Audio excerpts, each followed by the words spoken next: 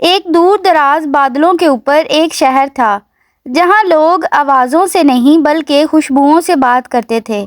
وہاں کی شہزادی لینا کے پاس ایک جادوئی آئینہ تھا جس کا کام پورے شہر کی خوشیوں کو محفوظ رکھنا تھا۔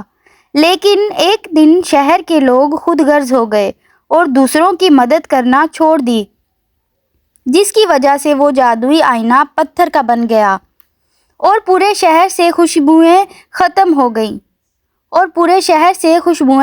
ہو گئیں۔ شہزادی لینا کو معلوم ہوا کہ اس آئینے کو ٹھیک کرنے کے لیے کوئی جادو نہیں بلکہ ایک ایسی خالص مسکراہٹ چاہیے جو کسی دوسرے کے لیے مانگی گئی ہو۔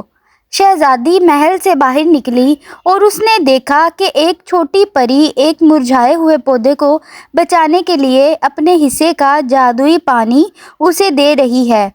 شہزادی نے جب اس بے غرض عمل کو دیکھا تو اس کی آنکھ سے ایک آنسو گرا جو آئینے پر لگتے ہی خوشبو میں بدل گیا۔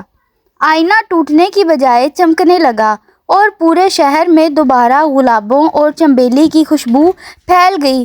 لوگوں نے سیکھ لیا کہ اصل جادو دوسروں کا خیال رکھنے میں ہے۔ یہ تھی آج کی کہانی۔ اگر ویڈیو اچھی لگی ہو تو ویڈیو کو لائک کریں اور چینل کو سبسکرائب کریں۔ شکریہ۔